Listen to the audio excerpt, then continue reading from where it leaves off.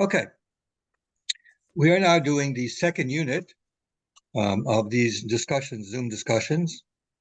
And again, the unit's name is Noahides and Rabbis, or Rabbis and Noahides. Noahides and Rabbis is probably better because we're doing what you do with the Noahides, how you're doing with rabbis and stuff like that. The end goal, of course, is to give enough information for Noahides in order to know what different rabbis are, but even most importantly, which rabbis should they be consulting? Who's the type of rabbi they want to speak to? Who they're supposed to listen to? It's not just the guy who you like very much, which is good. Hopefully you're going to like the rabbi who's knowledgeable, but even if not, you have to know what it is. Now, last month, excuse me, because we come monthly. Last month we talked about the source of rabbinic authority, and this is a very important concept we discussed with Christians, people who are ex-Christians who became Noahides. The video is out there on either my site or Dan has on his site. His a little bit longer because he taped a little bit differently. And there basically we dealt with the concept that from the Torah, Tanakh, we find that Hashem wants human beings to be the authorities in issues of what we're supposed to do, how we're supposed to do it. So we discussed rabbinic authority, what it comes from, is something chosen by the people, and the extent of rabbinic authority, meaning that they have the authority to make decisions on not just in legal cases, but in fact to define the Torah and the mitzvahs. And we showed a good example, which shows that it's virtually, carte blanche from what they can do. So now we want to go to the second topic, which I want to discuss. And that is basically, we've dealt with the theory part of it. Okay, there's a theory of rabbinic authority. Okay, rabbis have authority. And we have sort of in your mind, you have a vague idea. It has to do with it, but how does that really affect today? I mean, who's an authority for Noahides? Who are you supposed to go to? How are you supposed to know? That we haven't got to yet. So in order to get to that question, or in order to answer that question, what I want to do is today it's going to be the history of Torah tradition. Now, what I mean by that, we're going to trace Torah authority from the giving of the Torah on Mount Sinai all the way down to the present day. Now, from what I've seen from yesterday, the first one that I gave, this is going to take 3 sessions. Okay, so we're going to have the first part today, and the first part today will basically take us up to the beginning of the 11th century. The next session will take from the 11th century basically down to the 20th century, and the third session will deal with the 2 major groups of rabbis that Noahides interact with. Those are Hasidim, and those are from what we call the yeshivish world. So I'm going to do much more in depth into them to get an idea of the different flavors on each side, so you get an idea of what you're dealing with.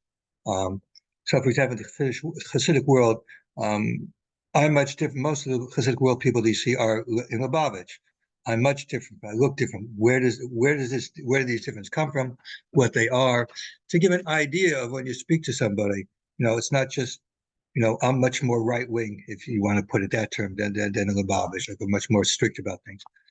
But that's not all there is. There's all kinds of differences, and it's good to know.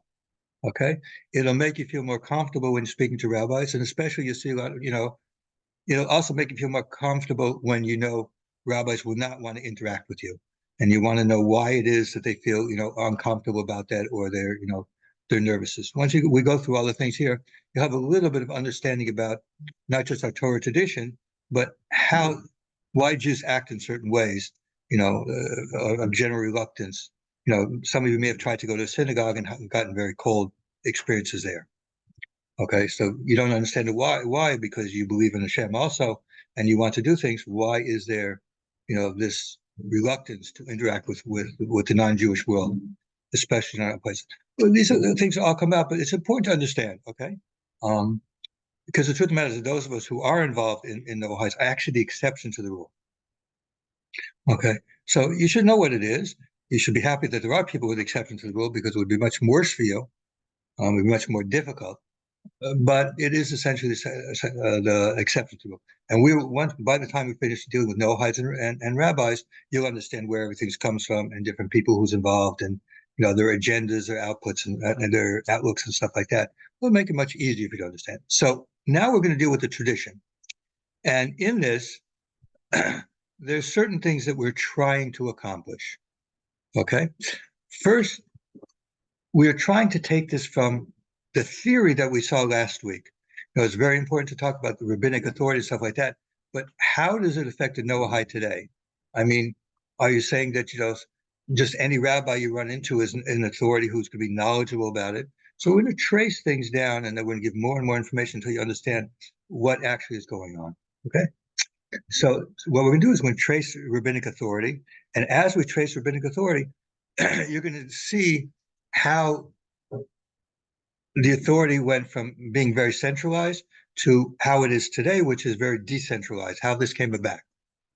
And of course, this will help you to understand, because when you're speaking with rabbis, it'll help you understand first the general things that are common for all rabbis, but also to understand that rabbis come from different movements, from different groups. And because of that, their outlooks and their looking at things are much different. Okay. And again, these are things it's important for Noahides to understand and why these differences are there, and be able to just be able to deal with the world as it is.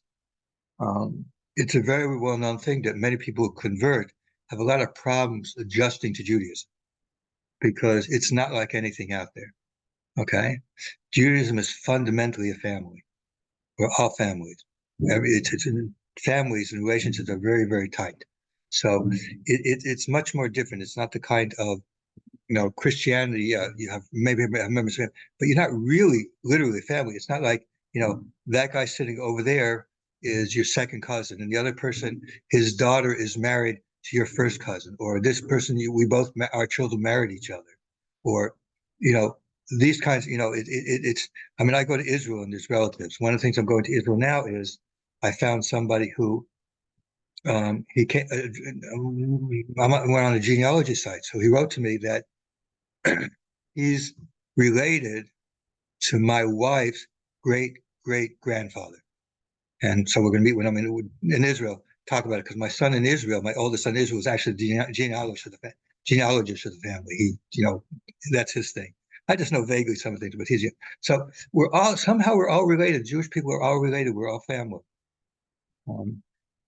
In the present situation in Israel with the war, even though they were fighting 2 weeks earlier, 2 weeks later, everybody was coming together because we were essentially family, just like family fights amongst each other all the time. And, so Jewish people always like to fight each other.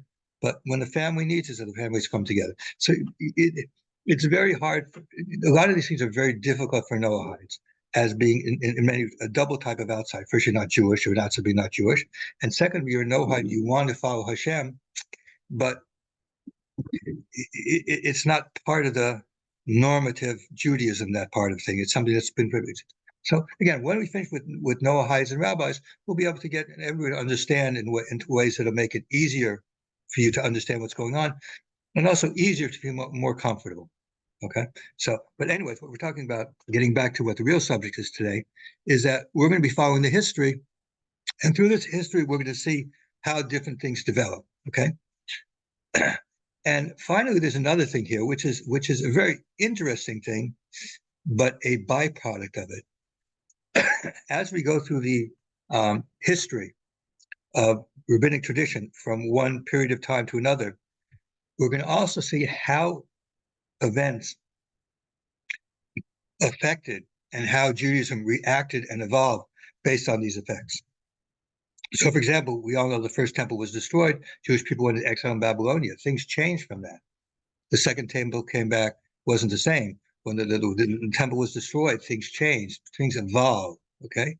Rabbinic authority and the system that was set up on Sinai allows us to adjust to these kinds of things.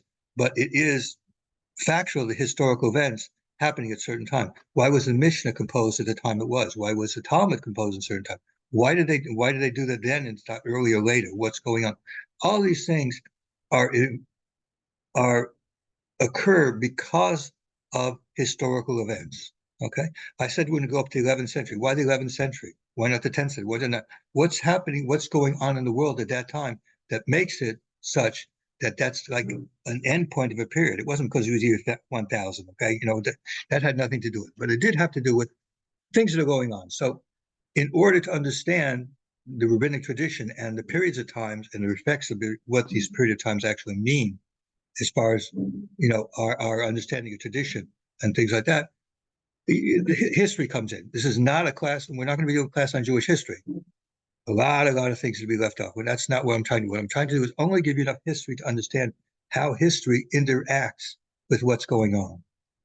Okay, how, for example, the third century in Rome, the third century, all the constant changing of emperors and the whole turbulent times of the third century in Rome, how that actually affected Judaism, or what effect that actually had.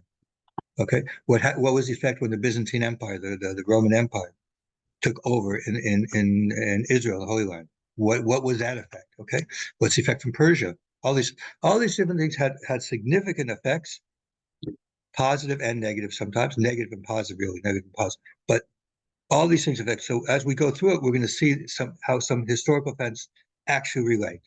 Okay, and it's very important to understand these historical events because these historical events are part of the Jewish psyche.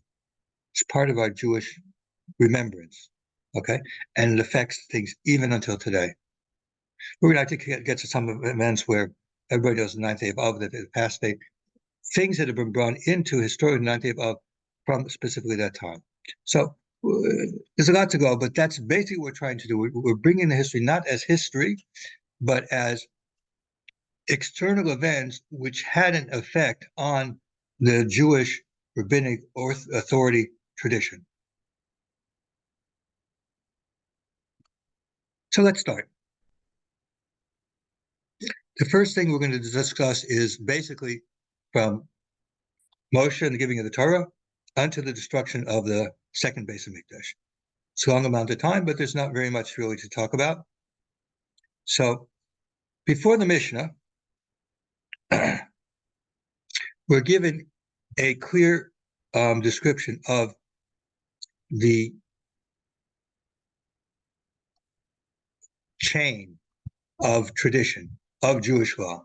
And we find this in Tractate Avos, Perkei Avos it's called, but Tractate Avos in the Talmud, which only has Mishnahs to it. And it starts off telling us the tradition from one generation to another. Now, I'm going to give the basic outline here. There are some works that give much more detail on it, but I'm just going to tell you what the Mishnah says to give you the basic outline of what's going on.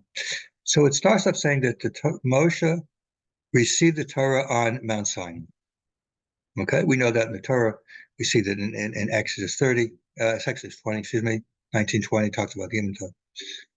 And he gave it over to Yeshua. We see at the end of Deuteronomy, we see that Yeshua is made to be the leader afterwards. Yeshua gave it over to the elders. We see at the end of Joshua talking about the elders. The elders gave it over to the prophets. We see prophet, for example, starting with Samuel, is called a prophet. Before that, they weren't called prophets. Prophets was another name for at a later time. And the prophets gave it over to the men of the Great Assembly. Now, who were the men of the Great Assembly? The men of the Great Assembly, when the first temple was destroyed, the Jewish people went into exile in Babylonia. Now, the northern kingdom was exiled to Syria, and they assimilated there, except for those people who fled and went back to the southern kingdom of Judah. But when Judah went to exile in Babylonia, they were in a concise community, and under Persian rule, they were actually given a degree of autonomy, which basically lasted until the 11th century. That autonomy that they had lasted until the 11th century in the Common Era. But when they went there was a change. They no longer had prophets like they had before. The temple was gone. So there's a whole different paradigm going on here. The temple was gone. They had to make decisions. There was no Tanakh yet at the time. There were different books that they had from prophets and different ones like that. They had the Torah, of course, and they had but they didn't have a single book called the Tanakh. One thing the men of the Great Assembly did is they put together what would be what we'd call Tanakh today. the books that would be part of it.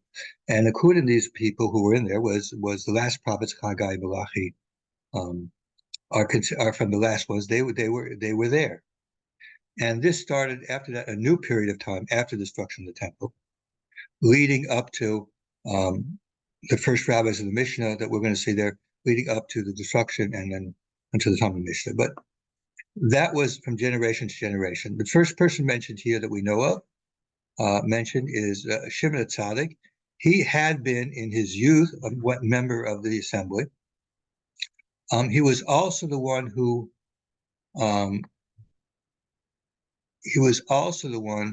went to meet Alexander the Great when he came to Jerusalem. He was a Kohen, and he was a priest, and so he went out to meet Alexander.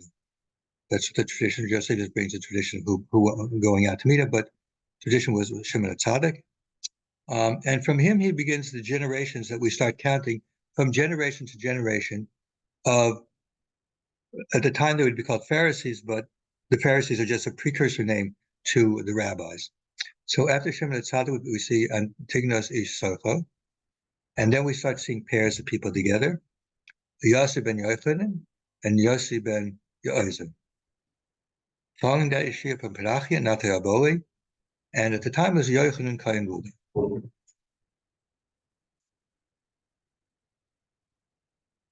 Now, I made a mistake last night.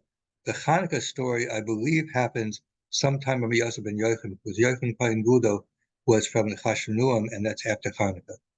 So Hanukkah is sometime in this period, before Yosef ben Perachia. Now, what has to be remembered about Hanukkah is something very important, because of the Kama. Jews have always were under Persian rule, they were under Greek rule, and then under Roman rule. But we know of only actually 3 rebellions that occurred. The rebellion that led to the Hanukkah story, the rebellion that led to the destruction of the First Temple, and the rebellion at the time of Rabbi Akiva and Bar Kokhba. In each and every case, these were not nationalistic. It wasn't to set up a nation. The rebellion was because the state over them, whether it was the Greeks or the Romans, was restricting Jewish practice of the religion. As long as the Jewish people were allowed to practice the religion, whoever was the political authority was not of much importance. As long as the most important thing was religion. So the Hanukkah story started when they started sacrifices in the temple of pigs and other things, desecrating the Jewish temple. When that happened, that caused a revolt. They didn't revolt because they were under the Greeks. They revolted because the Greeks were no longer allowing them to maintain the religion. When the Romans came in, the Romans did not, in general, interfere with the Jewish religion because it was an ancient religion. So they didn't interfere with it. But there were exceptions, and those exceptions were what led to the first destruction of the Second Temple and also to the revolt under Bar Kokhba. So essentially, we have to understand that the revolt from Hanukkah, which took place in time, was a revolt only because of religion. Only because there was a attempt to force Jews to stop the religion and become Greeks. Now back to the time of Yossi ben Perachia, Nata Aboli. In that time, Yochanan Kohen Gadol was the Kohen Gadol, and at that time, he was king and Kohen Gadol at the same time, king and high priest at the same time. That Chashmonuim, who took over after the Hanukkah, so that's what they did. Now, at that time, there was no other religious sects that exist. Okay, there was basically the Pharisees. The Maccabees were Pharisees. Okay, they were essentially from the forefathers with Pharisees. They were the Pharisees. When Yochanan Kohen Gadol was high priest and king, he was a Pharisee. And the story of how he stopped being a Pharisee and got involved with a Sadducee sect, which was starting up around that time, is told both in Josephus and the Talmud. We're going to look now in Josephus talks about it, where they both say the same story. There was some questions about his mother having been captured, as to whether that would disqualify high priests. In both places, they bring the same story. But I'm not bringing this here for the question of the historical part of it. What I'm bringing here is to understand something that's even more important. And that is, what do we learn about the story of that time? Okay? So, Yochanan Cohen Gulda was actually known as Hyrcanus. And so they tell the story of what happened there. But in telling the story, they talk about, Josephus talks about the different sects that existed. And at that time, Hyrcanus was a Pharisee. And so he talks about why he abandoned it, because of the instance that came there that they said he might not be qualified. But importantly enough, he also tells about the Pharisees, something that's extremely important to know, because one of the Pharisees would later be called the Rabbis. Okay, it said what I would now explain is this: that the Pharisees have delivered to the people a great many observances by succession from their fathers, which are not written in the laws of Moses. Okay, now this is the first explicit statement of fundamentally what the oral tradition is. Josephus is stating in the 2nd century BCE, which is when the Yochanan Cohen Gulda lived, when there was a beginning of splits among the religion, that the Pharisees were the ones who, Yochanan Cohen Gulda was a Pharisee at the time before he split with the Pharisees over a disagreement, that these were the Pharisees, and at that time it was known that they were receptacles of a tradition that was not written down by Moses, but that was handed down from the previous generations. Okay, that's the fundamental when we talk about the oral law in the Talmud. That's what it's talking about. Some of these traditions go back to Moses. Some of them don't. Some don't go back to Moses. Where else doesn't go back to Moses? But there were traditions handed down based on, rabbinic authority. For example, the holiday of Purim. Okay, that happens to be in Tanakh because they decided to put the book of Esther in the Tanakh. But that there is a holiday of Purim that is to be celebrated is from an oral tradition. That is a tradition that came down that the Pharisees, of course, had. So it's very important to understand that when we talk, the tradition is not something that was made up. It's something that was there. We know evidence of it being in the 2nd century BCE, okay, that at that time was considered an old tradition, okay, that the Pharisees handed down. Again, I want to make this point because when it comes to history, not everything is knowable. Documents and things are lost. Anybody knows ancient history, a lot of things are guesswork. But here we have something that's a clear statement that in the 2nd century BCE, the Pharisees who were there, one of the distinct of them is that they had a tradition going back. Okay.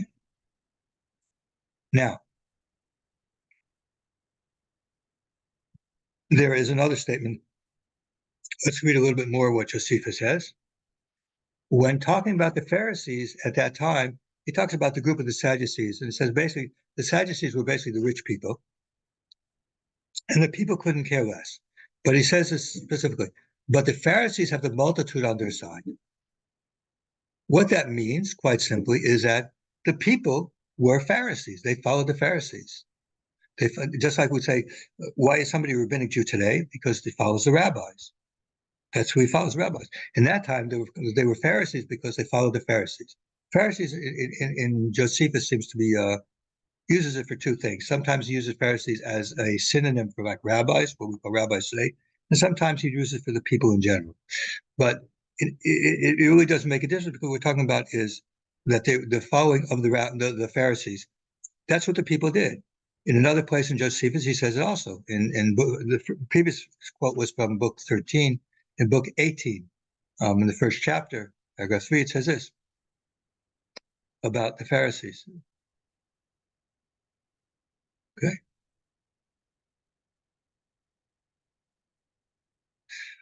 After describing how they live very modest in that they're not, very modest in their actions, and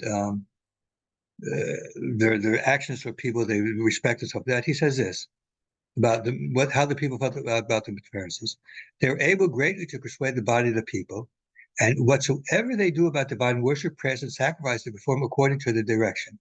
This is even in the temple.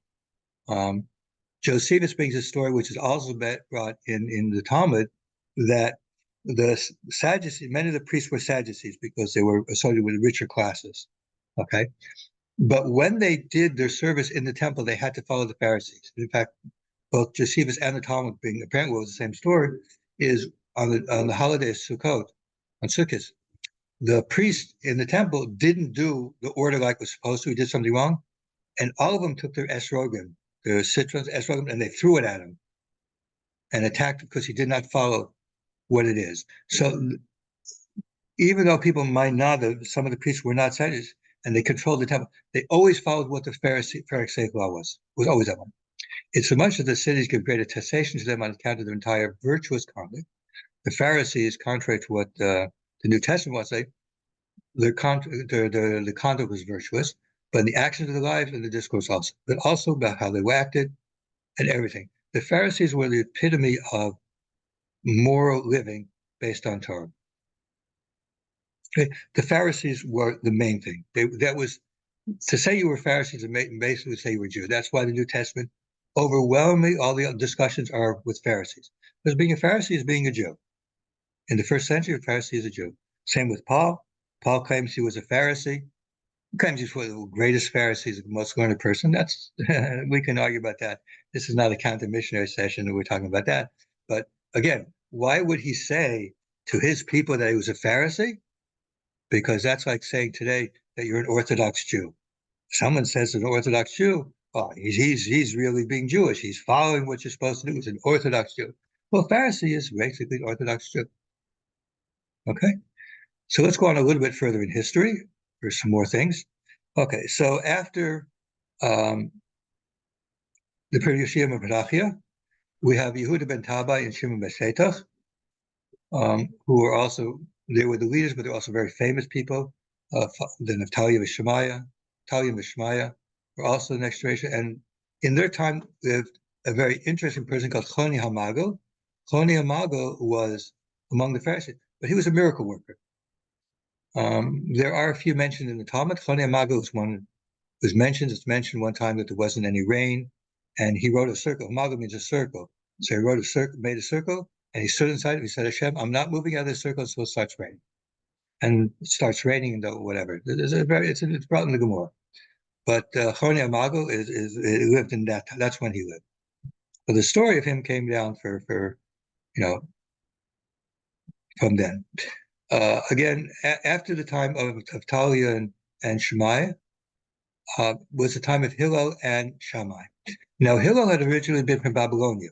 You shouldn't forget about Babylonia, even though the center of gravity for Jewish tradition was in the Holy Land, okay, for numerous reasons.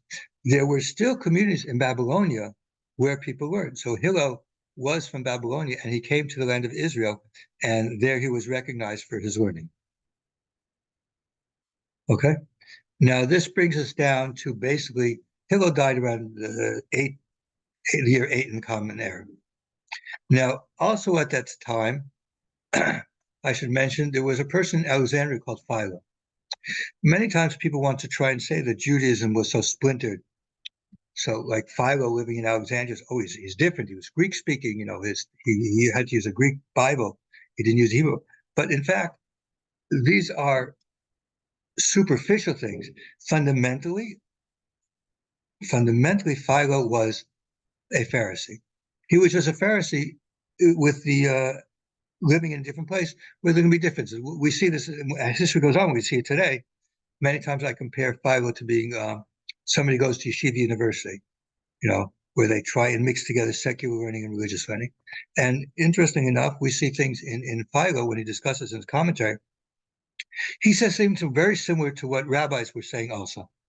Things we'll find in Midrashim. So, for example, he says that why was Adam created at the end of the week, not earlier?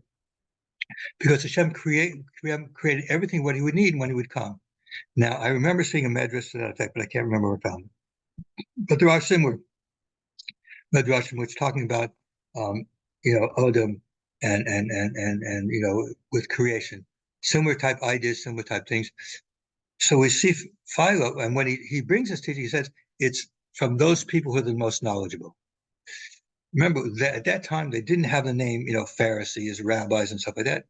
But there were known people must know. We're going to see this in Josephus also, in another instance from his history. Okay, so at that time we're getting down to Hillel. Hillel's grandson, his son was named Gamliel. Gamliel died in the year 48 of the Common Era.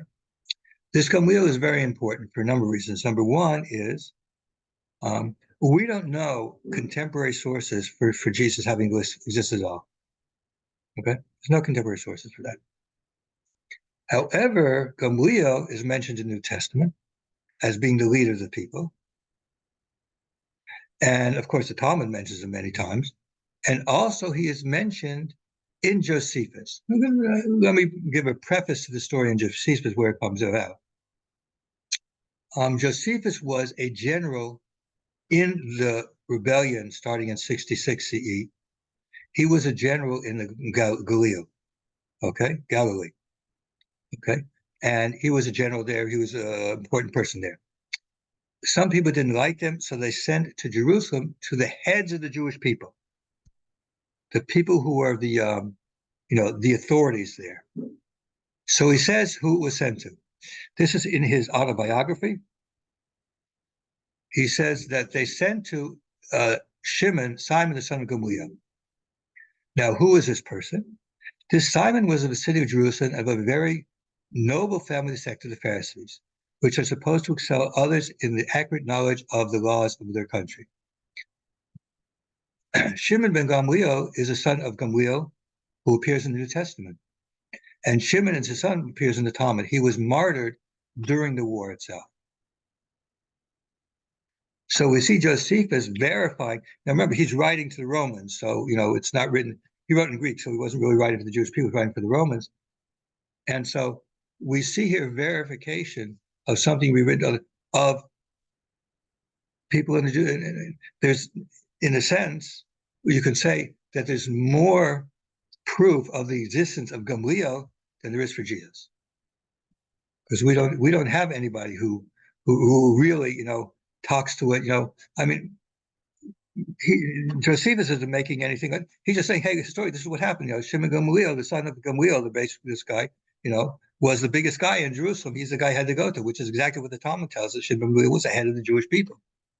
Okay, and this is a verification of what we, of course, know from our tradition. I mean, I don't need the verification, but it's only because it's interesting to note that what it is. And the Pharisees describe the people who know the law the best, essentially saying that if you want to know who's a Jew, these are the guys who tell you what Judaism is, okay? These are the rabbis. This is what Judaism was. What the Pharisees said was Judaism.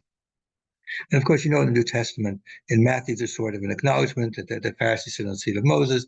You'll see many missionaries trying to distort that. But essentially, he's saying the same thing that Josephus is saying here. Yeah, these are the guys who know what to do. If you want to know what you're supposed to do, these are the guys you go to, because they know it better than anybody else. Okay? And again, this is our tradition. And we see the tradition eventually after the Second Temple, they're called rabbis, but we see, this chain going down and down and down. Okay, so we're getting to Shimon ben Gamliel. Shimon ben Gamliel was martyred in the time of the temple, during the discussion of the temple.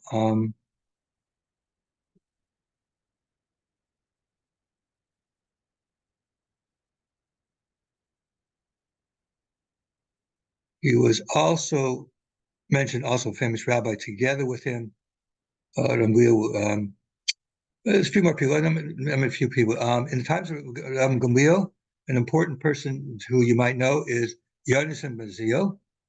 There's a famous Aramaic translation of the Nach specifically called the Targum Yonasan. That's Yonasan ben Zio. He lived in the time of Gamliel. Just you should know. I will be mentioning, rabbis that I know you might have heard of. I'm going to mention just so you know where they come in, where they existed. It's like, these are real people, okay? These are real people. It's like, yeah, we know who this guy was, and this is when he lived. Okay, so I believe in Israel that they have actually the burial place of Yonasan ben Zio, which you can go to. I have in the back of my mind to make a special make a Noahide tour of Israel, in which we'll we'll go to certain places. We'll go to also places that Noahides would be, like where the Rambam is buried, and Tiberia.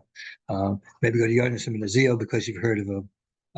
He to get to him is like a really far away place in the Galileo. Other names of rabbis that are important to get you to feel the reality of these things. Okay, you read books, you don't, but to get to feel this is real. This is not just a book. It's not like reading Lord of the Rings. These are real people. This is Yonasim is buried here. Okay, Maimonides is buried here. He was a real person. It has an effect. I'll tell you sort of myself personally. I went to Europe. So when I was in Europe, we went to the city of Krakow. Kruken, we say in Yiddish, but Krakow, and that was a very big city. And there's a synagogue there called the Musho, the Moshe Islas. We'll talk about him later on. He'll come in, very important rabbi as far as things are concerned. So I went in that shul. I actually got called up to the Torah because I'm a Levite. They didn't have another one else, so they called me up. And there's a famous cemetery there. In that cemetery, if you look at my bookcase behind me, I could point to you this cipher here, this book here. He's buried in that cemetery. So you have the Namu is buried there, the Bach is buried there, Tosfos Yontif, all these people I could take out from my shelf behind here and show you this person who wrote this comic, that's where he's buried. It was very, very inspiring to me because it brings things down to like, yeah, these are real, I'm touching real people. It's real world things. So that's what I wanted to do. I know when I go to Israel, I'm going to speak to a friend of mine who thought it was interesting, some others, see if we might actually organize a tour for the Noahide. So you get an idea, wow, these are real people. I mean, nobody knows where Paul's buried. Maybe Paul never even existed. Or Peter, no, these are only, but these are the people that really have an effect on us, to see, these are real people. You can go with it. Maimonides is buried. His father's buried in the same place also, so somebody lived away from him. This guy's, the number of rabbis buried also. Rabbi Akiva, we can go where Rabbi Akiva is buried. He's buried not far in the Tver. He's also buried up in the hills somewhere. Okay. Hillel, we can go. This is where Hillel's buried. Hillel's buried in Meron. There's a little cave over there where he's buried. And these are real people. Okay. There's a certain reality to it. Okay. And that's very important. It's something that part of what I'm going through here when I mention names is to impress on you that there is a reality here. Okay. These are not stories. The tradition is a tradition. Why? Because these are real people from one generation from another. Okay, so let's continue a little bit further. Okay, so we're up to the generation of the destruction of the temple. I read you this about Shimon ben Gamliel, but also at the same time there were a couple of other people important: Hanina ben Dosa and Rabbi Yochanan ben Zakkai. Rabbi Yochanan Zakkai was after Shimon ben Gamliel died, who was basically the leader in Jerusalem, and he was the one who, when Jerusalem was being destroyed, he brought all the rabbis together to Yavne and founded Yavne. At the same time as him lived Rabbi Hanina ben Dosa. He's another famous miracle worker. There's a whole story that Rabbi Yochanan ben Zakkai had a son who was sick. He called him Hanina ben Dosa. And Hanina ben Dosa prayed for him and he became well. Okay. Yeah, just mentioning it, little spice of what's going on here. So now we've gotten up to the destruction of the temple. With the destruction of the temple, Rabbi Yochanan ben Zakkai brought the rabbis to Yavne. There had already been rabbis there, so it's not a total break with everything, but it was there. And that's where the center of gravity for the Jewish Torah tradition was. And it was still in Israel. We know that there was a community in Babylonia, but the Babylonian community was not of any importance at this time. Okay, so let me take a quick break, because the next part we're going to start from after the destruction of the temple until we get down to the compilation of the Mishnah. So if there's any questions, remember, you don't have to remember all the names. You can listen to the lecture later on again, whatever. And it's basically to give you a feel of something, of what's going on, the difference, where Hillel fits in, where, when he lived as opposed to other things. Just to get an idea on how it should. But what we're seeing here is a generation to generation, passing down from generation to generation. And then with the destruction of we see with the destruction of the first temple, we see now with the destruction of the second temple, there has been a change. The center of gravity, having been in Jerusalem, has now moved to Yavne, and it's going to move to different places over the next few years. Okay, so open up for questions. Dear Rabbi, one question I have about Josephus. Is he a valuable source or a valuable source for before the Common Era, Jewish history, or not? I would say that he claims in his lives to have been a very big scholar. However, when he describes his learning, he says that he only learned Torah for 3 years. And 1.5 of those years, I think it was 1.5 years, he said spent learning with an Essene in the desert. Now, I've written on this in other places. It's not relevant here, but when I talk about the oral law and some of my polemical type of works I talk about, the Essenes were fundamentally in agreement with the Pharisees as far as principles and traditions. So if you look at the laws of Shabbos and stuff like that, you'll see that they're underlying that are legal principles that do not appear in the Torah itself, but can only be known from tradition. So, for example, you see a tradition that they started Shabbos early. Okay, before the sun went up, they started early. We call it Tosfos Shabbos, the addition to Shabbos. Okay, the rabbis have the same thing. Okay, they have a distance at which you're allowed to walk outside the city. Josephus talks about it. Okay, the rabbis say it's 2,000 amos, which is about 4,000 feet. I believe they say it's 1,000 amos, which is 2,000 feet. But they're working on the same thing. There's no place that says working. It says you're not supposed to go from your place. I mean, later the Karaites said you're not supposed to leave your house, but we never understood it that way. We understood you're not supposed to leave your city, and for about 2,000 feet. And we know Josephus talks about the Roman army. They didn't make the sole Jewish soldiers go on Shabbos more than they had to. It's discussed. That's mentioned there somewhere. I can't remember what it is, but this is not a class on the oral law. This is a class on this. So, yeah, there are a lot of things about him, but he also said he claims to be a big scholar and he makes mistakes and stuff like that. And, he does, of course, want to downplay, any kind of negative things about himself. And he's also writing for the Romans. So he whitewashes a little bit about the Roman atrocities and the destruction of the temple. Okay. So you have to understand who he's writing for, what he's writing for. But essentially, yes, his story is that there's a Hebrew version of Josephus, which people read. It's a question. We're not really sure where that came from. There's a lot of questions whether it was cut down and translated from this, or whether it was a work that wrote himself in Hebrew. But there are sources that say, for example, Hanukkah, for Hanukkah, you should read what the story is with the Maccabees. For the destruction of the temple, you should read what Josephus says. Some say you should read Josephus' story about what happened leading up to the destruction of the temple. There's sources that say that some people say not to read him because they don't like him very much. But, for me, remember, I'm coming to this from being counter missionary.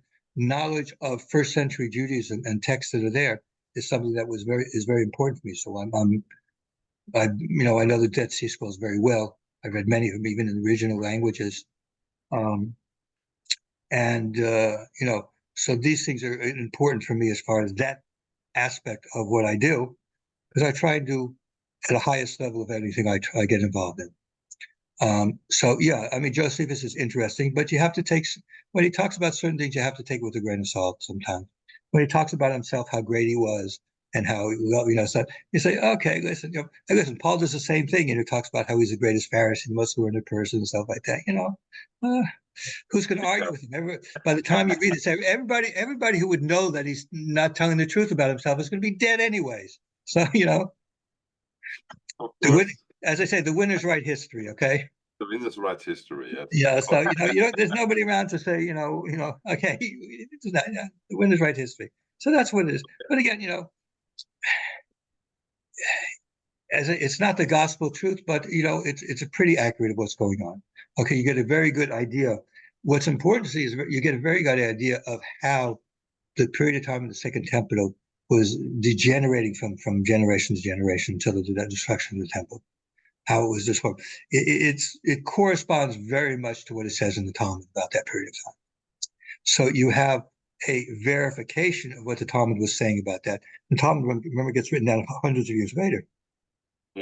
So that it tells you, yeah, their tradition is pretty accurate. Maybe you find some differences. You see the same story in the Talmud and Josephus, slightly different, but the story is still there. So that there's some kind of there's truth to the story. And, of course, I'm going to say that the rabbis are more accurate about things. But, again, the truth, the fundamental truth of the story is there. Okay. Yeah. So, yeah, there's reason, I mean, you shouldn't read it like the Tanakh, but you should, if you want to know the history of that time, it is important to see what the history is like, what's going on. I think for myself, history is very important to see the chain. So it's a pleasure for me to see all these things, to see the chain from all the generations, or through the generations, and this is so beautiful. And I try to learn more. Thank you, Rabbi. Yeah, the most of what I've been talking about now is actually, I mean, it's known to almost every Jewish child about the destruction of the temple and stuff like that. They learn about it comes up. On the 9th day of Av, we talk about these things all the time. So we know about these things. But I'm just trying to present it. You can see that when we talk about having a tradition, that tradition is really there. We can talk about what it was from generation to generation, who it was, who were the leaders, what happened. And when things happen, like when the exile occurred or when the temple was destroyed, we can tell you what's happening there, how the tradition was able to maintain itself. Yochanan Zakkai took the rabbis around and went to Yavne, and they continued doing the same thing. It was fundamentally the same thing.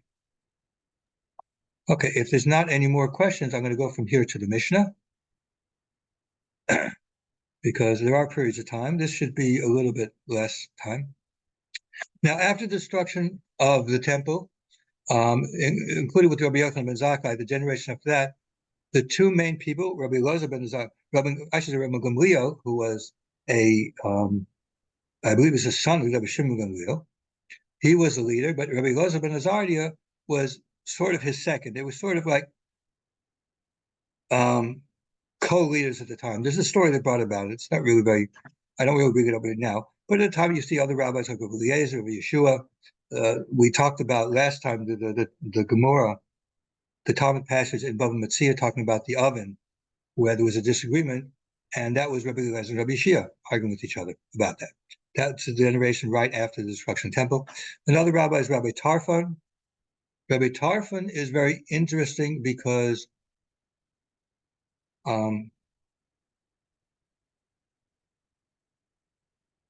Origen wrote a work called with Trifo, I think his name was. I can't remember. I just slipped my memory right now. Many people believe that Rabbi Tarfon was that rabbi that he was contending with. Okay, the generation after that was a generation of Rabbi Akiva. Okay, now we'll talk a little bit of historical stuff going at the time, but at that time there were two other rabbis. Rabbi Shmuel was a very important rabbi we find in the Talmud, and also very importantly, Onkelos, the convert. The Aramaic translation from the Torah that until today is looked at and learned was translated by Onkelos, who was a convert, and he lived at that time. Okay, but the most important event in that period of time is, of course, the Bar Kokhba revolt. What happened in the Bar Kokhba revolt was that there was the Emperor Hadrian. Of course, all the emperors were pagans, but he basically was interfering with Jewish practice in the land. That led to a revolt under Bar Kokhba, who Rabbi Akiva thought could have been the Messiah, and he wasn't. But this revolt ended 135, that period of time. And that at that time, the Jews were exiled from Jerusalem. They came back later, but they were exiled from Jerusalem. The Temple Mount was plowed over completely. Basically, that's when the Jews stopped living in Jerusalem for a number of generations. There were certain periods of time with it, but they lived in cities all around. That didn't change. Okay, so fundamentally, while there was a big slaughter and they say some more people were slaughtered from that revolt than there were from the others, but still, the Jewish people were still there. There were a lot of exiled away, but yeah. I would like to make one point that I forgot. As far as the destruction of the Second Temple, we just don't need Jewish traditions. Know that in Rome, there's the Arch of Titus. When Titus destroyed the temple, he brought things back, and on the Arch of Titus, you could see there the utensils that were used in the temple. That was specifically for the destruction of the Second Temple. Okay, so if anybody tells you that never happened, whatever, just tell them go to Rome. There's a place called the Arch of Titus, and you'll see what was taken from there when the Second Temple was destroyed. And all of these are real historical events. So, Bar Kokhba revolt, of course, was in the early part of the 2nd century. After that, the next generation is Rabbi Shimon Gamliel. He's the second one of that name, Gamliel's son. And in that time, we also have a number of the rabbis. Rabbi Meir was one of the important ones. He was considered the head one. What makes Rabbi Meir the important one is that our Mishnah tradition, the tradition of the wording of the teachings that go into the Mishnah, trace itself back to Rabbi Meir. Okay? Rabbi Meir was a Talmud of Rabbi Akiva, so it goes from Rabbi Meir back to Rabbi Akiva. We'll see, there's a language that we'll see something in Talmud. The Talmud says something. This was a Mishnah that goes back to Rabbi Meir, who got it from his rabbi, Rabbi Akiva. We're going to talk about it. So that's where, again, the point of that is not because it's just Rabbi Meir, whatever. The point of this is the tradition. We know how it goes down from generation to generation, and that includes even the texts that end up being in the Mishnah. Now, Rabbi Meir had a number of Talmidim, Rabbi Elazar, Rabbi Eliezer, Rabbi Yossi, and Rabbi Shimon, Bar Yochai. These are mentioned in Perkei Avos also. Rabbi Shimon Bar Yochai is, of course, very important because we trace our mystical tradition, our Kabbalistic tradition of the Zohar back to him. Okay? He's buried in Meron. So he's another one of the important rabbis. Now, the next generation after that is a generation in which the Mishnah was compiled. The Mishnah was compiled towards the end of the 2nd century. Now, the leader at that time was Rabbi Yehuda Hanassi, okay, who was just called Rebbe. Rebbe means our teacher, Rabbi Hanassi. He was the one who compiled it. Now, the reason compilation is very important to understand. After Rebbe was very close with the emperors Marcus Aurelius. And after Marcus Aurelius, his son, Commodius, was made emperor. And that was a break with the tradition. The tradition had been that an emperor would choose out the most qualified person, could be a relative or whatever, but most qualified person to be emperor after him. The best of the emperors that occurred was because they were chosen out by the previous emperor to be emperor after. Commodius was a horrible emperor. He was actually in the end assassinated. Following his assassination, the Roman emperor went into turmoil. This is the time when Rebbe realized that, we have to write down the Mishnayos. We have to write it down because if we don't, it's going to be lost. So at that time, the Mishnah was written down. Okay. Now, somebody whose name appears in the Mishnah is called a Tana. Tana means from language to teach. It was taught, teach. It's called a Tana. The generations afterwards that come up are going to be called Amadorim, from the word emor, to speak. They're just people who speak, they repeat things. But at this time, there is a significant degradation in the Jewish community in the land of Israel. Okay? The empire is falling apart. It's no longer what it was before.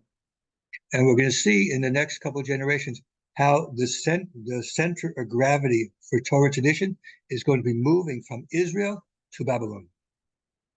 So this is a breaking point in the tradition that was seen in quality, recognizing that those before this time were of a different quality from those from later on. Okay, and we'll talk about the implications of that in a second.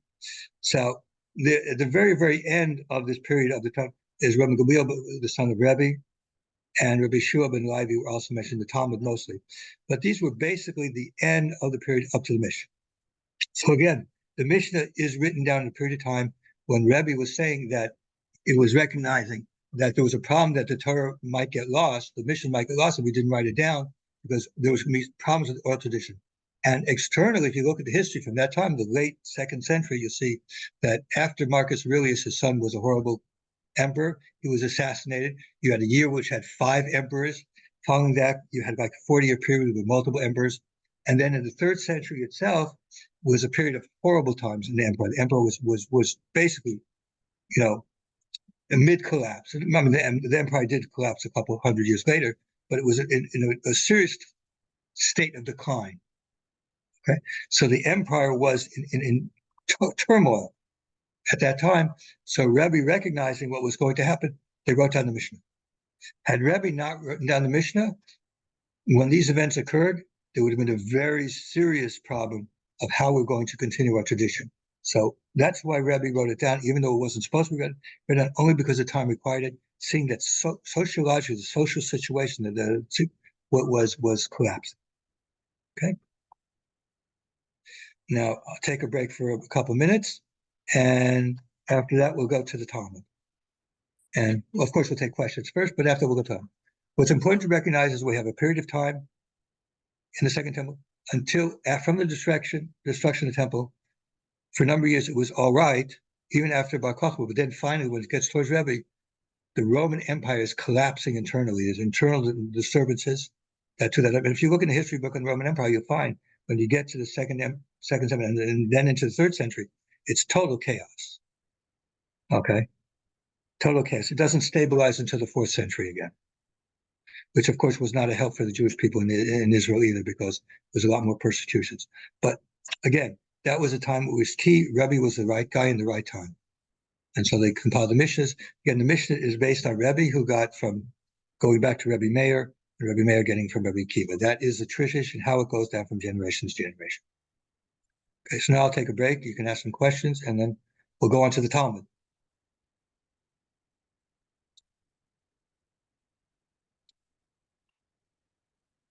No questions? Okay, let's move ahead. Now, first of all, should probably ask, what is the Talmud?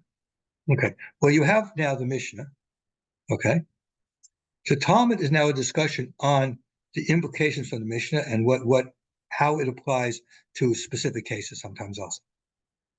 But what's most fundamental to understand is that because of the recognition of a period change and that the level of learning has changed, is less, the rabbis from the Talmud recognized they could not argue with a Mishnah. If a rabbi from the time of the Mishnah said the halacha is like this, they could not say you're wrong because I think you're wrong. At most, what they would say, what's that? You say this, but this other rabbi from that period of time, who's of equal authority, disagrees with you. And then the Gemara is going to have discussion as to which is the one that was accepted. And these are all the Talmud discussions are basically about that, and also basically about, well, what do you do about this specific situation? Somebody asked me last night about, do we have any place which talks about the social situation? Truth of the matter is, we do get that from discussions in the Talmud, and we see the social situation of Jewish people later on, also from question from different legal literature that we come into. But what we're seeing here is a recognition that we have entered a new stage, and we are just not as good on the same level as them. We don't have the knowledge. We just don't have the ability to comprehend things as well as the previous generations. Not necessarily because we're not as smart as them.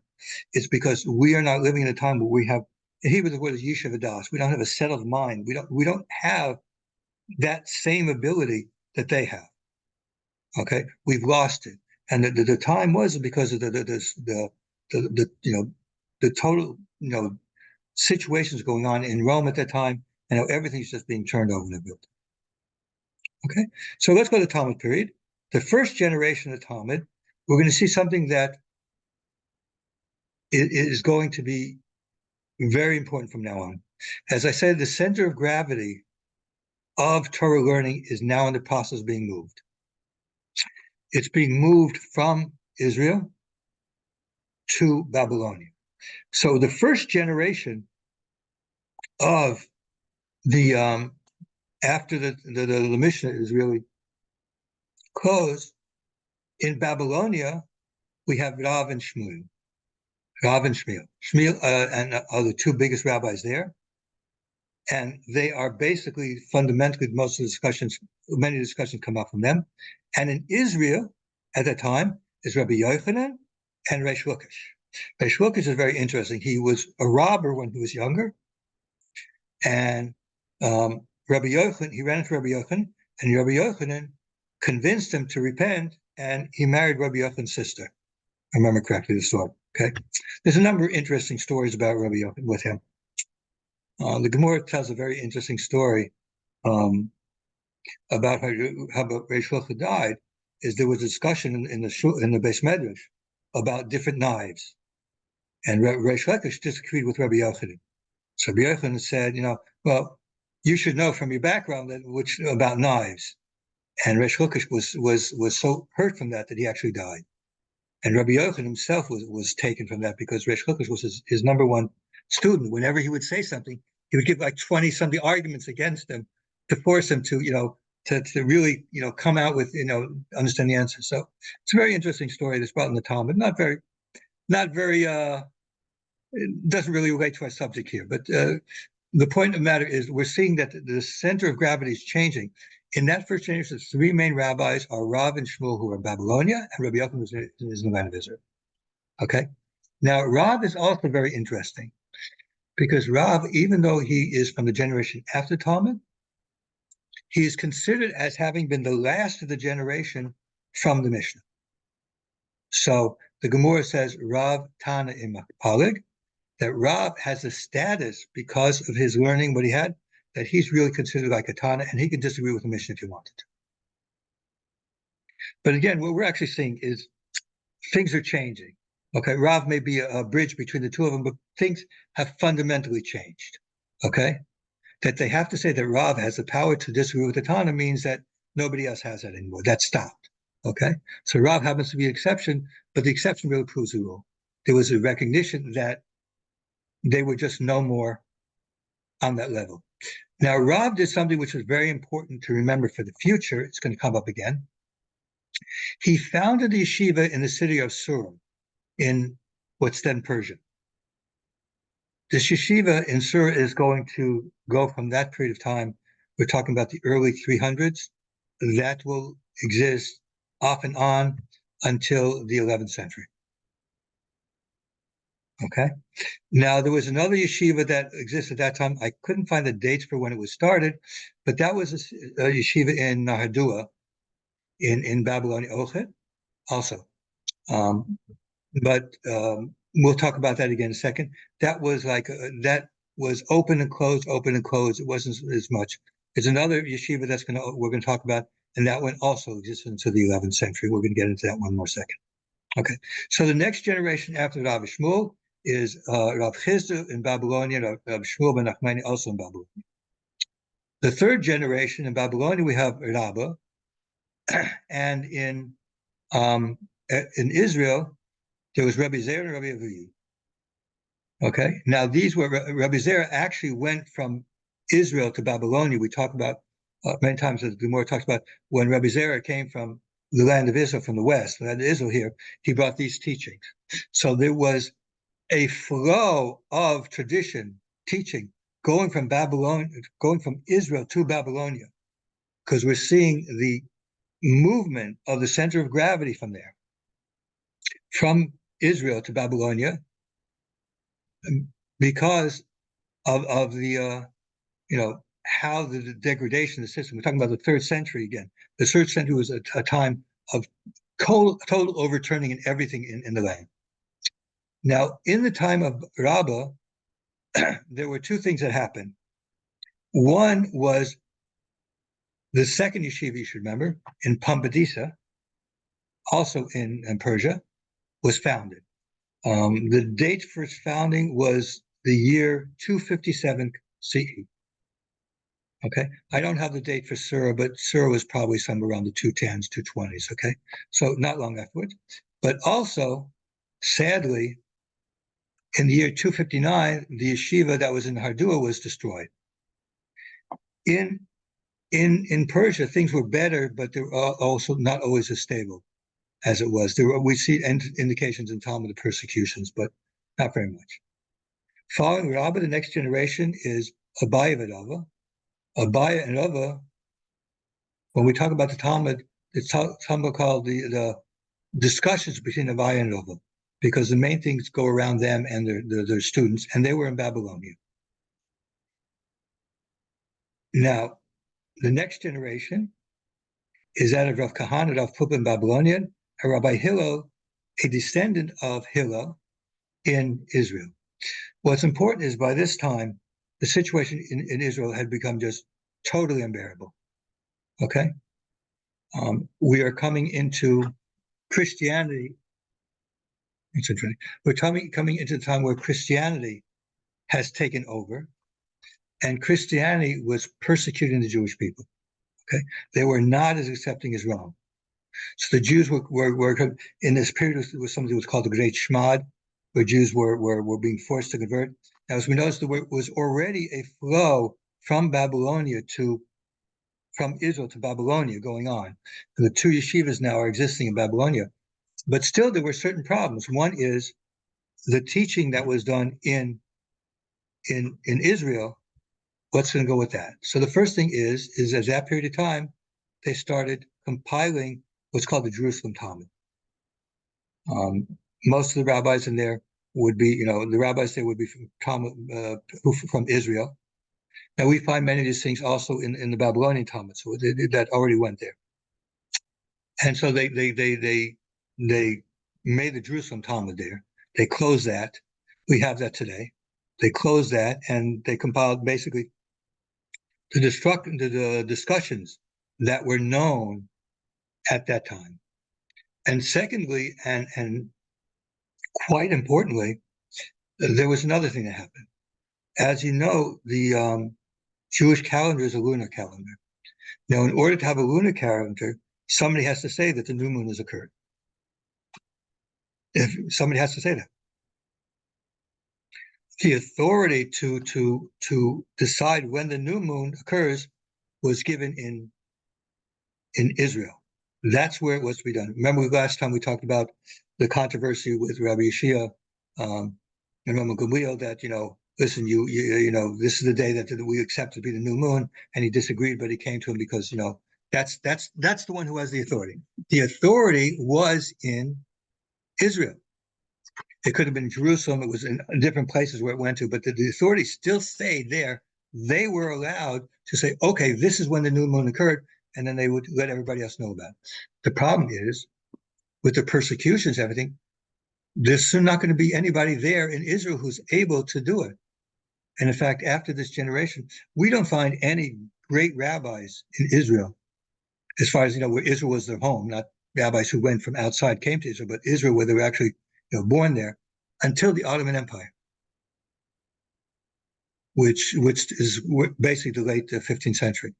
So from the 3rd century to the 15th century, Israel essentially, while it had rabbis and stuff like that coming, some people left exile to come back, they essentially did not have a real Torah influence anymore. Okay, so what did Hillel do, Rabbi Hillel? What he says like this: we're going to calculate when the new moon is supposed to appear, and we're going to make the days that are going to be the first days of the month for however long it's needed. And we work off of that today. There's books that you can get which tell you when the new moon's supposed to start, and it's pretty accurate. Okay, and that's where I'm and they decided which is going to be the date, and that's what it is. But that was done by Hillel, recognizing that they're coming to, in the land of Israel, they're coming to an end of a period. Babylonia, already the center of Torah learning, had already been moving to Babylonia, so it was already there. It wasn't that kind of a break, but there was a change. Okay, the center of gravity was moving there. The end, from here on, the rabbis that we're going to see are all rabbis from Babylonia. We will not see rabbis from Israel anymore. Okay, Hillel is basically the last of the big rabbis from there, and that was because of the persecution from the Christians. Okay, so the next generation after Rabbi Hillel in Babylonia is Rav Ashi. Again, these are fundamentally the most important people we know about. Rav Ashi, son Mar, and Rafam were also there. And at that time, the Talmud was completed in Babylonia and closed. Okay, so Abaya, all these people are figures who appear in there, but the Talmud was closed at that time. And at that time, with the closing of the Talmud, it was another recognition that we had come to an end of a certain period. It's not the same as it was before. Okay? So with the Talmud being closed, the Talmud became an authority, just like the Mishnah became an authority. The Talmud became an authority for later generations, that they discuss what the Talmud means, but they can't say the Talmud was wrong, because we've already dropped another level. We've now moved the center of gravity of Torah tradition to Babylonia. Israel has basically ended from that. And this is fundamentally meaning that things have changed. Babylonia is going to be the center of gravity for Torah learning, Torah tradition, until the 11th century, early part of the 11th century. Okay, so let's take a short break, and I'm going to talk about the next generation that comes, and then we're going to get a little bit more. Not as many names, but many events are going to come up.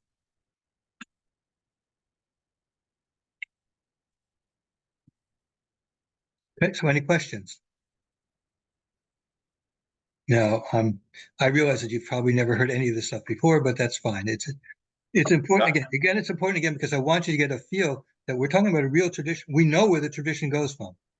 We know why do we end up in Babylonia as a center? Because we know that in Israel, what was going on in the empire, and when the emperor brought Christians, persecutions that came to the Jewish people, Christianity was not a very tolerant religion, unlike the pagan Romans who were very tolerant. Persecutions were very rare. In fact, by the way, persecutions of Christians were also very rare. Very, very rare. Okay? That's not a discussion topic here. We'll come to discussion. We have to talk about Christianity sometime. But persecution of Christians was very, very rare because the Romans believed, they were very ecumenical. They didn't bother them. But they had certain things about the religions they wanted, and Judaism got out of it, and Christians couldn't because Christianity wasn't as old as Judaism. So they didn't respect it. But essentially, these periods of time, you can see, when you look at the historical situation, you see why things are changing. And so, again, with the big persecution in Israel under the Christians in the 4th century, basically Israel ended having any kind of centers of learning. All of them were already in Babylonia. Okay? Any questions? Yes, of course. Sorry, one question more about the differences between the Babylonian Talmud and the Jerusalem Talmud. So you explained that the theological center or the theoretical center was in Babylon. So, it was a process of moving at that time. So you would still have to say that until Hillel. Until Hillel, okay. You have to really say that Israel was basically the center because they still had that ability to make things. But essentially, they completely respond. The fundamental differences between two is, first is the linguistic. The Babylonian Talmud and the Jerusalem Talmud are different variations of Aramaic. Okay. It's both Aramaic, but different variations. The Jerusalem Talmud is more pure Aramaic than the Babylonian. Babylonian Talmud will a lot of times fall into Hebrew with Aramaic together, and Aramaic there. And also discussions are much shorter. Mm-hmm. And the rabbis there are predominantly from Israel. Okay, that's potentially. And whereas the Babylonian Talmud discussions are much longer, you will have rabbis from both places. Mm-hmm. Okay, ideas from both places and stuff like that. So the Babylonian is more extensive. That's why we actually follow the Babylonian Talmud, not just because the center of gravity was there, but it's later. It includes more discussions in depth. It's very rare you find things from the Yerushalmi. I'm under the impression that the Rambam brings more things from Yerushalmi also than the norm. But again, that's whatever. That's not a point. But again, we're talking about is basically once that happened, when we reconciled to the Babylonian Talmud. Now the Babylonian Talmud was also ended for also similar reason. Persia stopped being as friendly as it had been before, and so there was persecutions. We're going to get into some of those now, okay? Because there's going to be like an intermediary, like 200 years of intermediary things going on. Certain events were occurring, and then we're going to start the two yeshivas and the period of time from the Gaonim, which lasts until on the beginning of the 11th century. We're going to try and cover that right now. I mean, we're going to cover it. Whenever we finish, we'll finish. But that's a natural. The end of the period of the Gaonim in the 11th century, that is a very natural place to end. Okay, when we're talking about the history. Okay. So again, what we're seeing is basically every time something happens, there's always a historical background. Something's going on with it. Okay, Israel stopped being the center of Torah learning because they couldn't. They were being persecuted, and so went to Babylonia. And Babylonia existed as a center of learning of the Persians. And in the early part of the Muslim rule until the 11th century, and if I remember correctly, the Abbasid Caliphate actually collapsed in the 11th century because of the invasions from the Mongols. I remember correctly, that's what's happening about that time, either before or after, but those things are happening. Eventually, these things collapse. Okay, so outside historical events affects things as it goes along. Okay, so let's take a break. And in fact, I'm going to look that up in a second while I'm breaking here.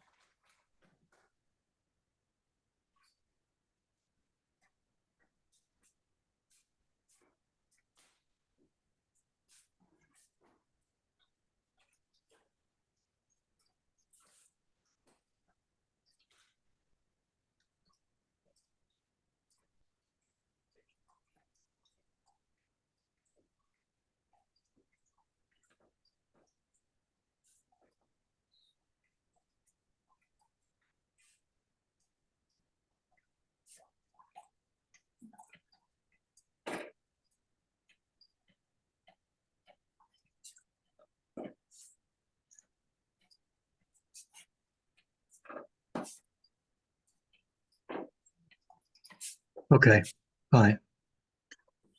Okay, so it wasn't the Mongols, it was the Seljuk Turks who invaded back that time. Okay, so I have to correct it. Okay, let's go on to the next period of time. The next period of time is called the time of the Rabbini Savedoi. That means our rabbis who were clarifying, basically. What they did, fundamentally what they were doing is they were taking the text of the Talmud, clarifying the readings. They would take it like the text was like written just out, but it didn't have breaks. It didn't have breaks for the Mishnah. It didn't have breaks between discussions. It formatted it in a way that makes it easier for us to learn to today. Okay, so that was what they did. Okay, it was mostly a time of clarification of what was going on. They put together the smaller Masechtas, I believe, from teachings and put it together. They did a little bit, but they were basically tinkers with the Talmud and finalizing everything on it. Okay, and again, there was a central tradition to centralize, center of gravity in Babylonia at the time, which is where these rabbis were active, and that center of gravity, was a place where the Talmud was being, fine-tuned, if you want to put it that way. Okay, it was still centralized, no decentralization, so it still kept that central authority that way. Now, this period of time covers about 5 generations. There was severe amounts of persecution in the beginning, in the early 500s, causing the yeshivas of Syria and Pumbedisa to be closed. Now, after that, the yeshivas opened up again. Around 530, the yeshiva opened up in Nahardua, and then in Pumbedisa in 589, and Sur opens in 609. And in the year 660, yeshiva in Nahardua joins together with Pumbedisa. So we end up having two main yeshivas at that time. And through the period of the Gaonim, there's only going to be two main yeshivas.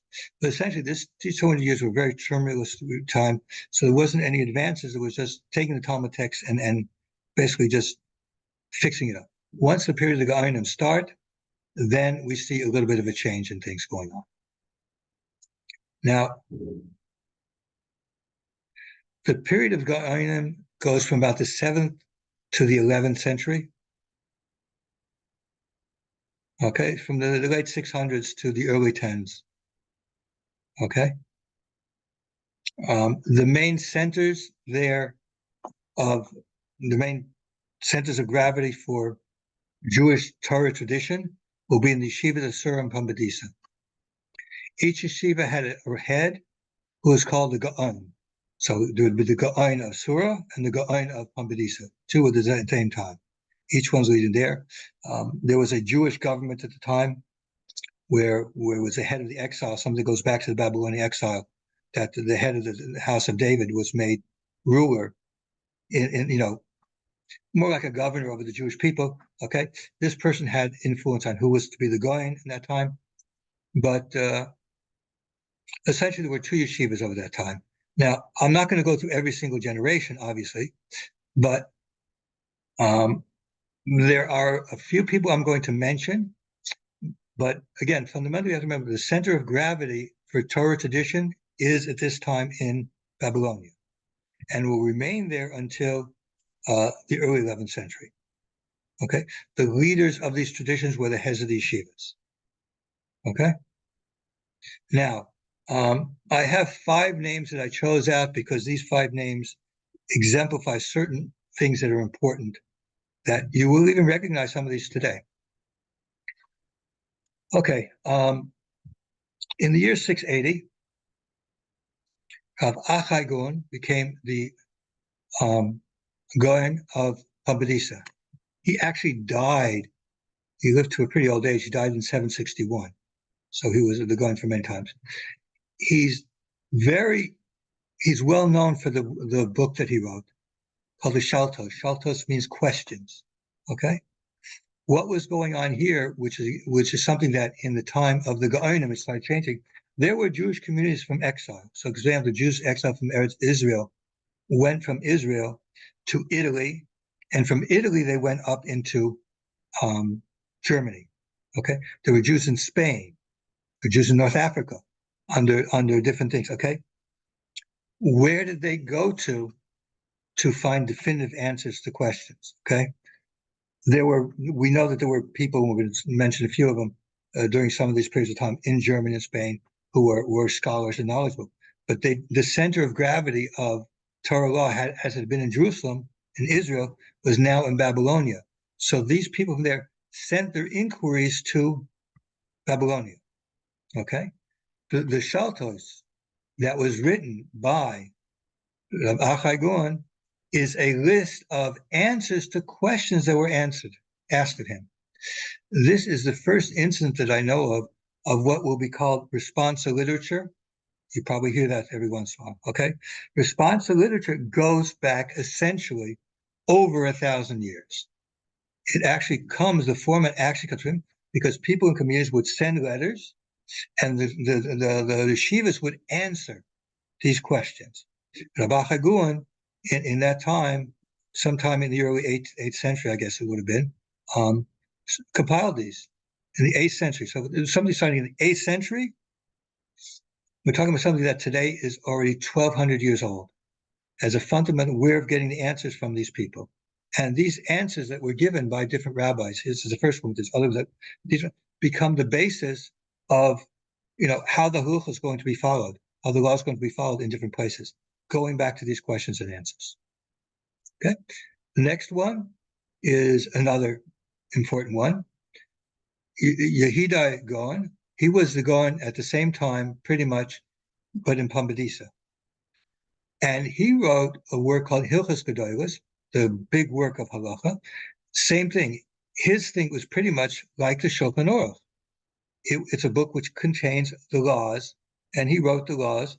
This is actually the master plan for Mishnah Torah and whatever. I think, even though these were much bigger and much more greater works as far as comprehensive wise, but the concept comes back to here. So he was the first one who wrote, and this becomes something that becomes a Jewish. After a lot of different works like that, until we get to like the Rambam's Mishnah Torah, which was that, or to the Shulchan Aruch, things like that. But this really all goes back to the Gaonim in Babylonia, which actually I call Babylonia, but it's really Persia at the time. I think at this time they're still in the Persians, but they may be under the Muslims by this time, by 760. I'm not sure. Probably, I think Muslims did conquer Persia. They didn't seem to disturb the Jews at that time too much there. Okay, but again, that's where that comes from. That was really an innovation that was never there before, but it's an extension of the situation where Jews are in different places. They need things to know what are they supposed to do. So the yeshiva, this Gaon from that yeshiva wrote a book on halacha. The other Gaon, Achai, who was at the same time, wrote responsive type literature and put it into a book. But that's basically what's going on. Questions are coming in from the outside, and these people are making decisions, and they're making books like that. And these are the forerunners for the type of literature we're going to find all over. I'm going to be mentioning names to people all the time. These are the forerunners for these things. Okay, another one. There was in Surah, the Gaon there, Amram Gaon. Okay. Now he was the Gaon from about 875 to 890, I think it says. Let me see my note here. 875 is when he died. He was going from 858 to 875. Okay. Now he's known for something very important. The Jewish community in Spain wrote a letter to the yeshiva, and the Talmud talks about prayers to say, specifically prayers in there, what there. But they asked him, please tell us what exactly the format of the prayers. What's the format supposed to be? The Talmud talks about it. People already were praying according to what the Talmud said, but there was no definitive prayer book. Okay, so they wrote what it's supposed to do. So the Amram Gaon sends a writing what a siddur, what a prayer book's supposed to be, and he sends it out. I have it on my shelf right here. The first real, what we would call a prayer book for the Jewish people started at that time. He was the first one. And then there were other ones based on different local customs, things that they say is different prayers. Many different type of prayers are added to it. Poetry was written, but it all goes back to the answer that he gave on what we're supposed to pray. And this particular was spent to Spain. Again, it goes back to them.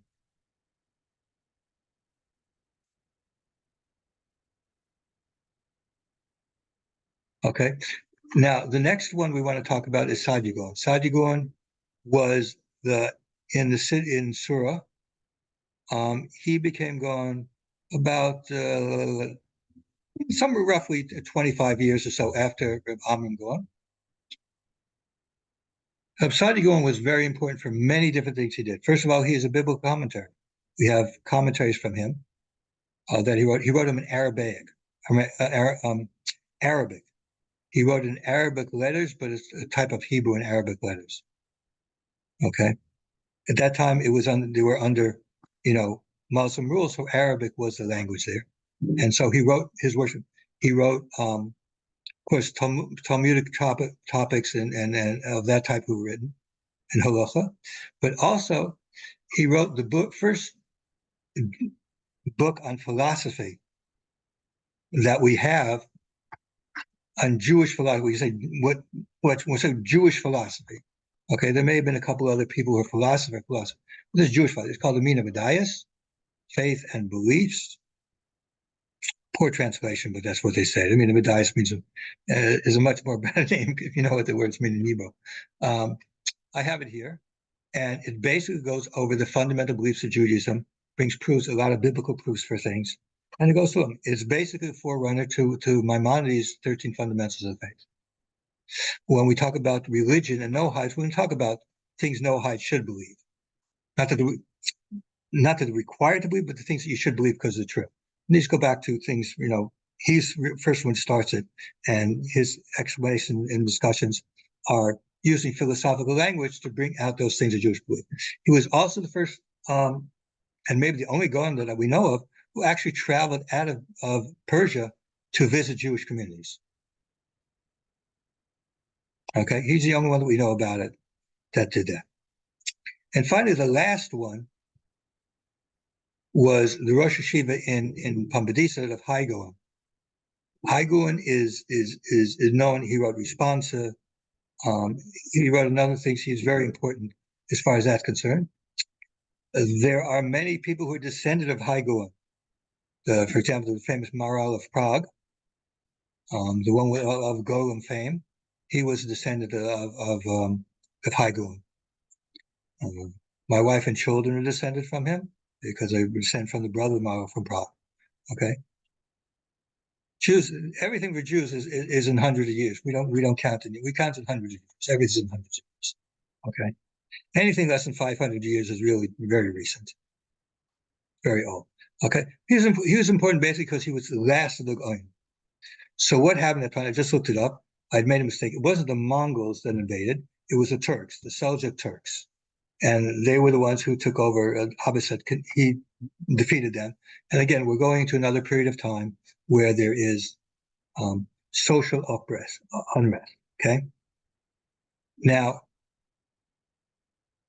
the bridge between the one generation and another, there's a few things we should understand. First of all, I want to mention that although the center of gravity was in Babylonia, that doesn't mean there wasn't things in other places. There are a number of important figures in different places that need to be known. There was in Spain, there were in other places. But I want to just mention a couple of people that you may or may not have heard. The first one is living in the 10th century from about 920 to 919 was Danish ben Gabrat. Interesting name, Danish ben Gabrat. Not sure the source of the name from Danish ben Gabrat. He was a writer of religious poetry, which became part of our tradition. And in fact, on Shabbos, one of the things that we sing in my community and many other communities is it's called Dror Yikra, and it was penned by him in the 900s. So we still sing something that's 1,000 years old. Okay, just to get an idea of how real ancient some of these. I mean, when you read the prayers, if you look at the prayer book, many of those things actually go back to the Talmud directly. Many of the blessings, they all go back to the Talmud. So you're talking about some things that are, 15, 16, 1700 years, even earlier. Okay.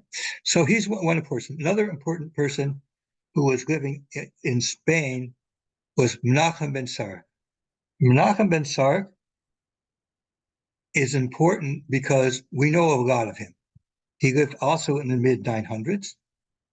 Rashi, in his commentaries, when he comments on grammatical issues, very many times brings Menachem ben Sarek said. That's who he's talking about. He's talking about a rabbi from the 900s, and of course Rashi is only like 100 or so years after that anyways. But for us, these guys are all, 2,000, 100,000 years ago.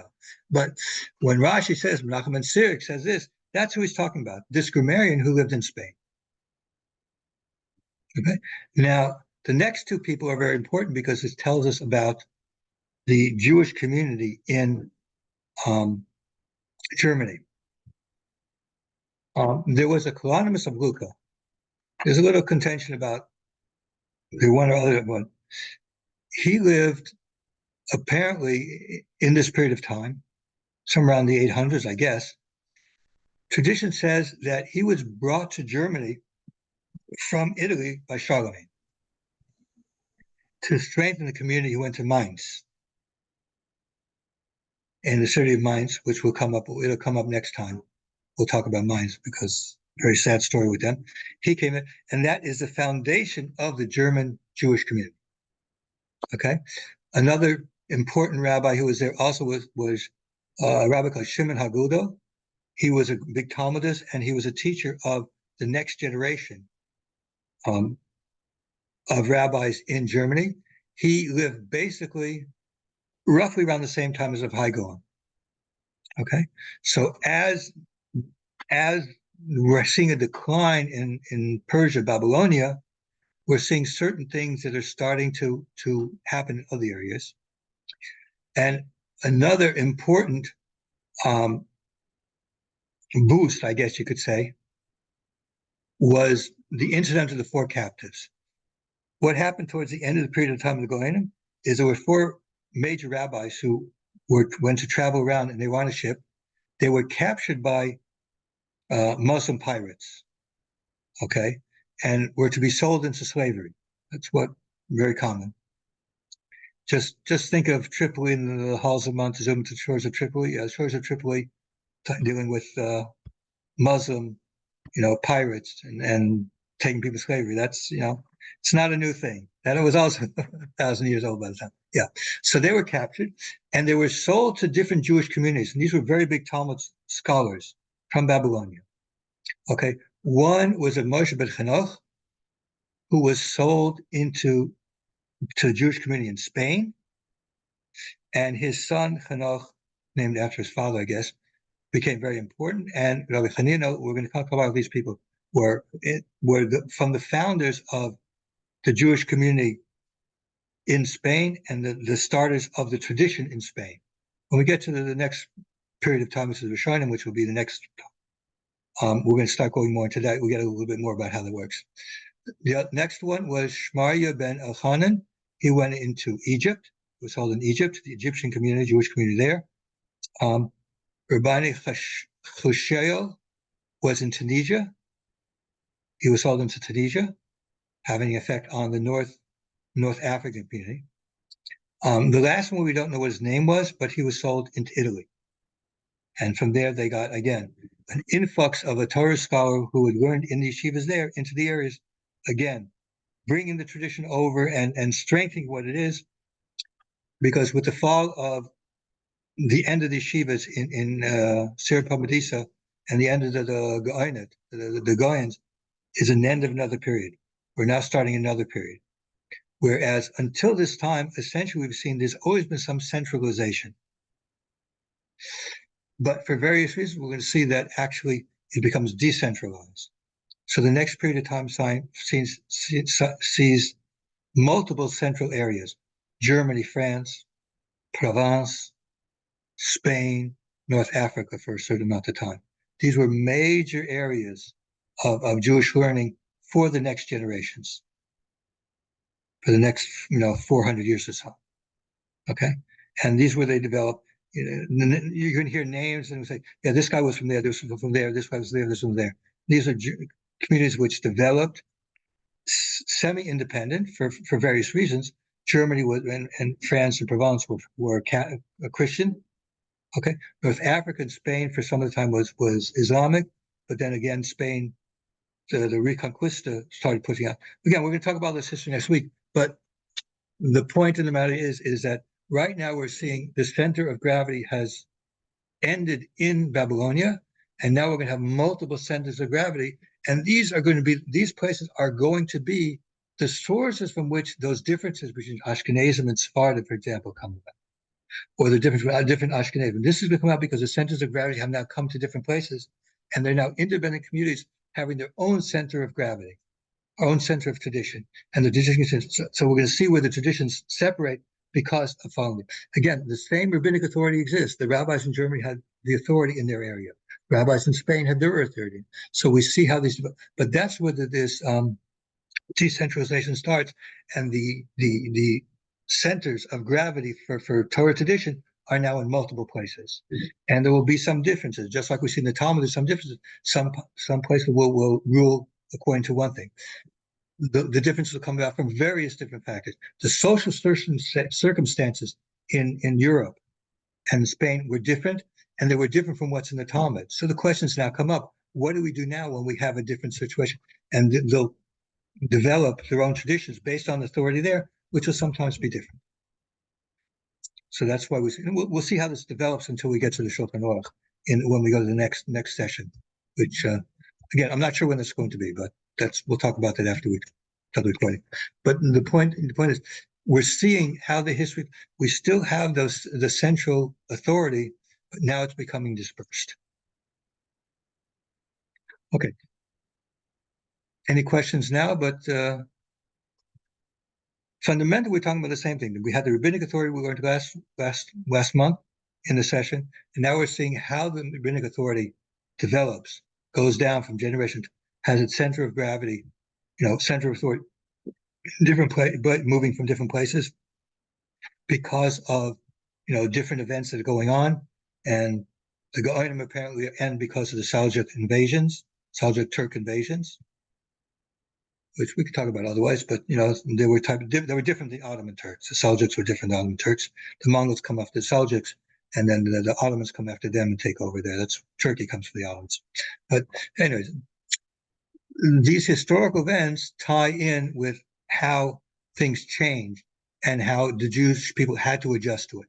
Babylonia was the sun was setting Babylonia, the sun was rising in multiple communities in Europe and in Spain and Africa. Okay. Any questions about it? Because otherwise we will stop for today.